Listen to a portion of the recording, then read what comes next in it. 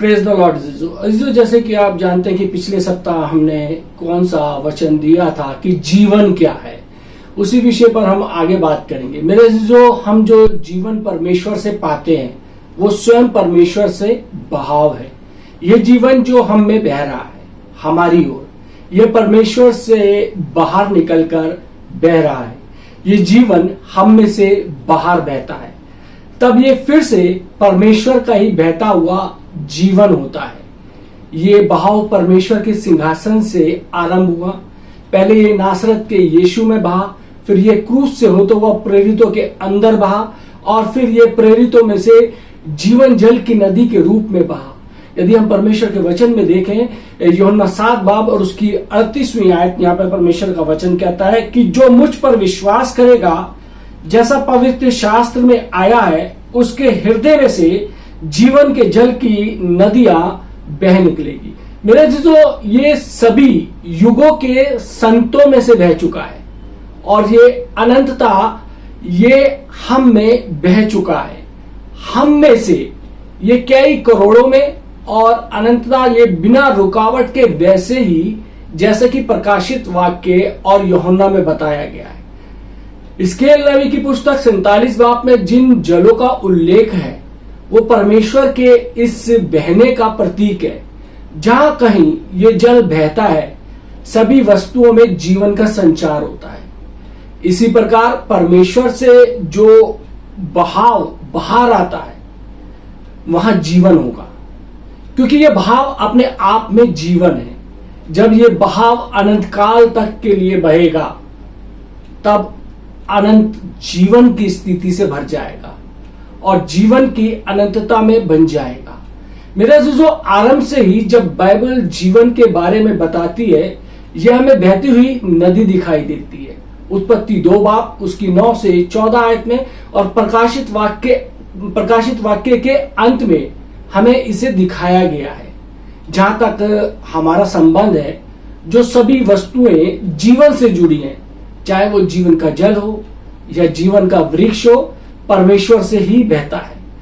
ये स्पष्ट रूप से बताया गया है कि हमारे लिए परमेश्वर का स्वयं बहना ही जीवन है। परमेश्वर स्वर्ग पर से बहा और शरीर में होता हुआ वो हमारे बीच जीवन के रूप में बहा, जो हम पर प्रकट हुआ। फिर वो शरीर से होता हुआ अंदर जीवन के रूप में बहा, जिसे हम पा चुके हैं। मेरे जीवन क्या है, इससे संबंधित प्रश्न में अगली बात जो हमें जाननी चाहिए वो ये है कि जीवन परमेश्वर का अंश है, क्योंकि परमेश्वर का अंश स्वयं परमेश्वर है। ये अंश ही अपने में सब कुछ जो परमेश्वर है या परमेश्वर तत्व की परिपूर्णता है। बाइबल हमें बताती है कि परमेश्वर सारी परिपूर्णता जबकि मसीह में ही है। कुलसियों 2 बाब उसकी 9वीं आयत में वचन बताता है कि क्योंकि उसमें ईश्वरीय तत्व की सारी परिपूर्णता सदैव वास करती है। मेरे अजीजों, ऐसा इसलिए है क्योंकि मसीह परमेश्वर का रूप है, जो मनुष्य का जीवन बनकर प्रकट हुआ था। इस जीवन में परमेश्वर तत्व की सारी परिपूर्णता है, जो परमेश्वर स्वयं है। जो कुछ परमेश्वर है वो इसी जीवन में है। परमेश्वर का परमेश्वर होना इसी जीवन पर निर्भर है। इसलिए ये जीवन परमेश्वर का अंश, परमेश्वर तत्व की परिपूर्णता है। परमेश्वर का जब हम ये जीवन पाते हैं तो हम परमेश्वर के अंश को पाते हैं, और हम वो सब पाते हैं जो परमेश्वर में है, क्योंकि जो जीवन मसीह में है उसी में परमेश्वर तत्व की परिपूर्णता है और स्वयं परमेश्वर का ही अंश है। इसी प्रकार यही जीवन हम में भी परमेश्वर की परिपूर्णता है और स्वयं परमेश्वर का अंश है। मेरे अजीजों, यूहन्ना 14 बाब और उसकी 6ठी आयत में प्रभु यीशु मसीह कहते हैं कि वो जीवन है। यह कहने के बाद 7 से 11 पद तक उसने अपने चेलों को बताया कि वह और परमेश्वर एक है, और जब वो इस वचन को बोलते हैं तो परमेश्वर उसमें होकर बोलते हैं।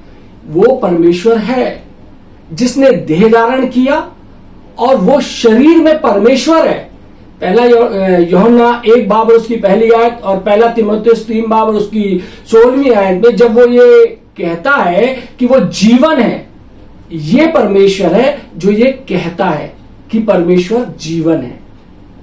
अतः उसके वचन हमें दिखाते हैं कि परमेश्वर स्वयं ही जीवन है। मेरे अजीजों, हमें इस बात की वास्तविकता पर ध्यान देना चाहिए कि बाइबल की शिक्षा मुख्य रूप से हमें सिखाती है कि परमेश्वर जीवन है। यह अक्सर परमेश्वर को जीवन के रूप में बताती है। यह हमें बताती है कि परमेश्वर हमारा जीवन है और यह परमेश्वर हमारे जीवन के रूप में बनाती है।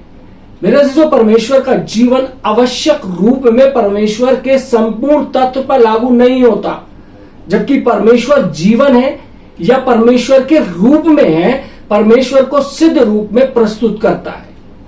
मेरे अजीजों, बहुत ही स्पष्ट रूप से कहें, जब हम जीवन पाते हैं, हम परमेश्वर का जीवन नहीं पाते, पर परमेश्वर को जीवन के समान पाते हैं।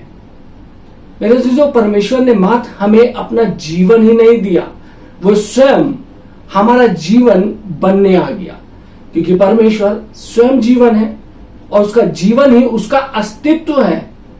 मेरे अजीजों, तब जीवन क्या है, ये प्रश्न हमारे सामने आता है। जीवन स्वयं परमेश्वर है। जीवन पाने का अर्थ क्या है, फिर यह प्रश्न निकल कर आता है।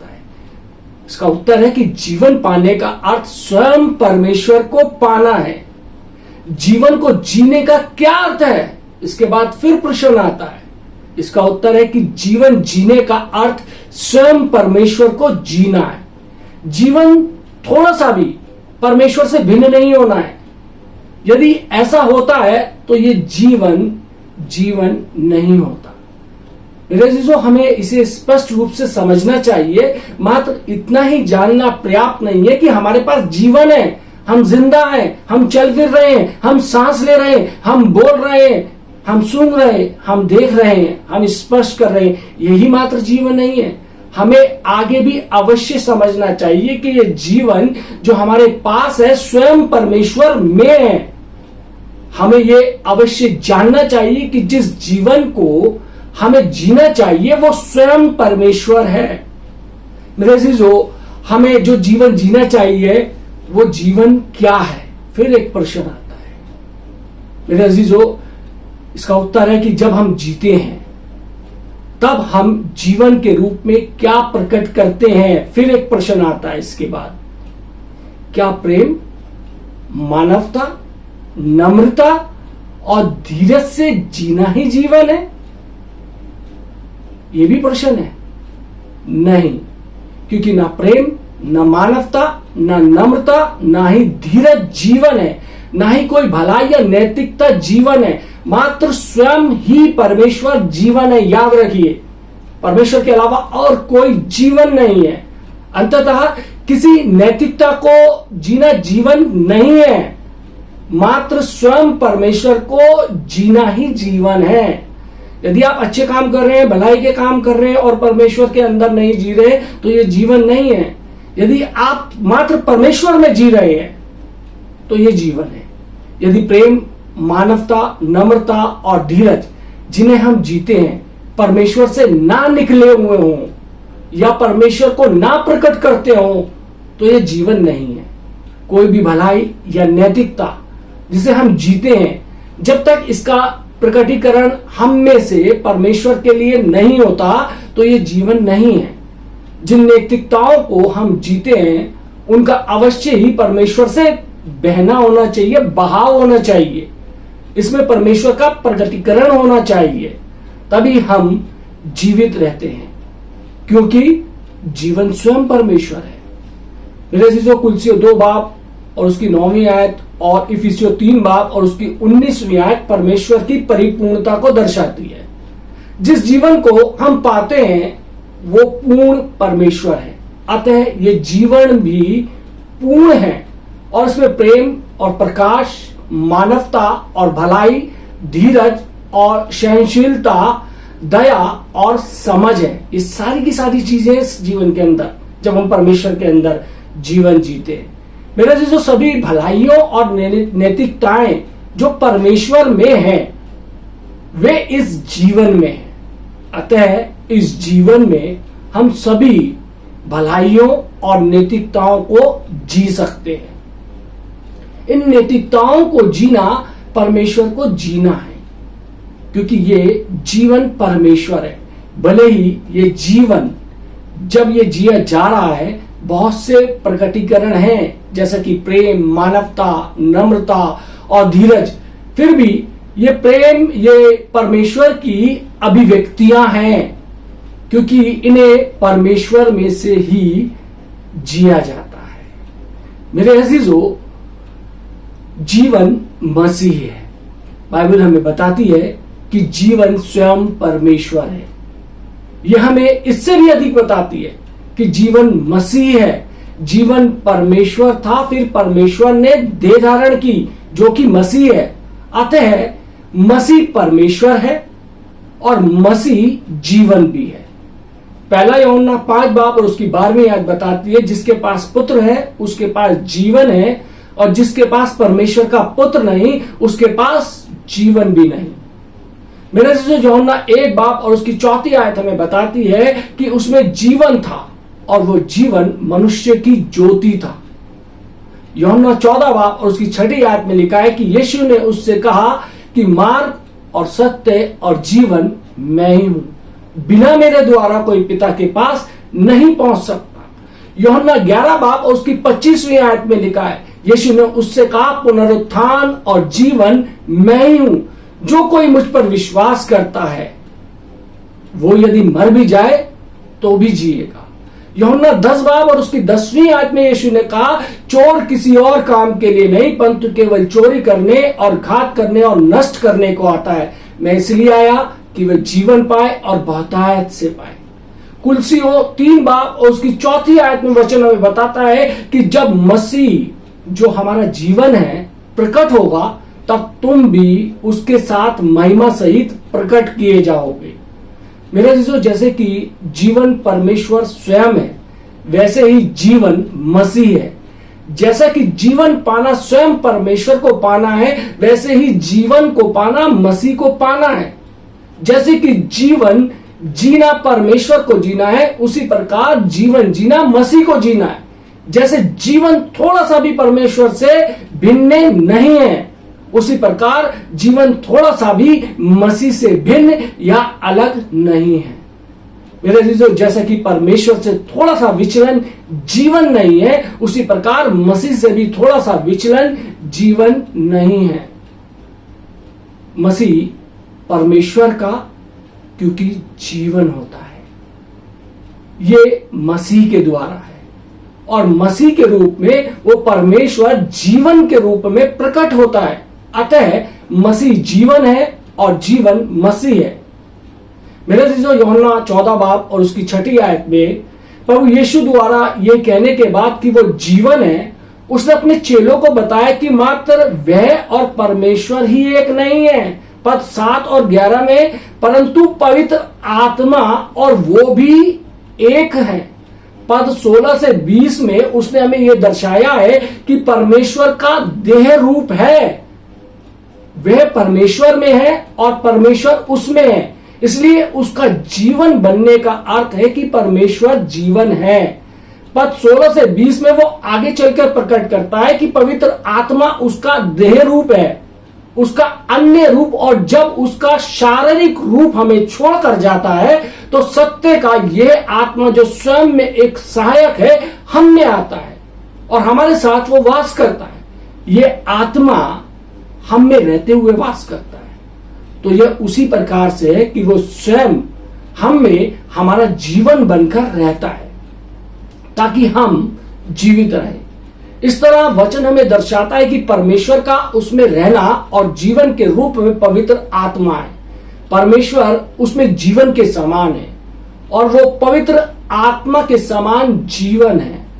यूहन्ना 4 बाब उसकी 10वीं और 14वीं आयत में कहा गया है कि जिस जीवन के जल को वो देता है वो अनंत जीवन है।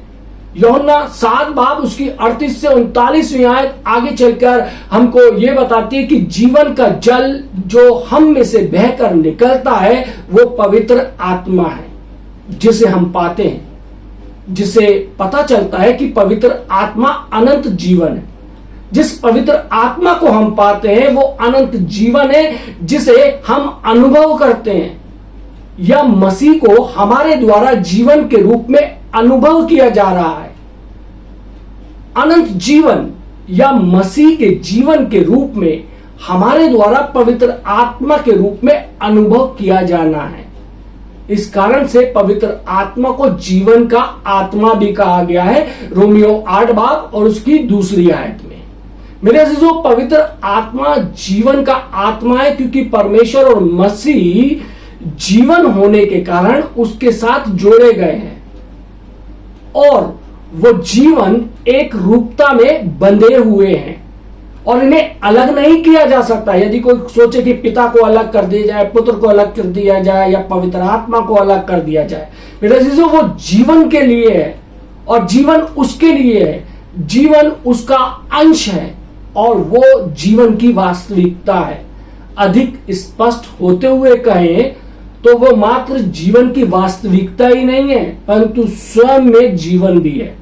मेरे अजीजों, हम सब जानते हैं कि परमेश्वर त्रिएक परमेश्वर है, पिता, पुत्र और पवित्र आत्मा है। पिता पुत्र में है, पुत्र आत्मा है। मनुष्य के बीच पिता पुत्र में प्रकट होता है, अतः पुत्र पिता का प्रकटीकरण है। पुत्र आत्मा के रूप में मनुष्य के अंदर प्रवेश करता है, इसलिए आत्मा पुत्र को मनुष्यों में भरता है। पिता जीवन का स्रोत है, स्वयं में जीवन है। पुत्र पिता का प्रकटीकरण है, तो वह जीवन का प्रकटीकरण है। यदि हम देखें 1 तीमुथियुस 3 बाब और उसकी 16वीं आयत में हम देख सकते हैं कि किस तरीके से हमको समझाया गया। 1 यूहन्ना 1 बाब और 2 आयत में बताता है कि वो जीवन का प्रकटीकरण है।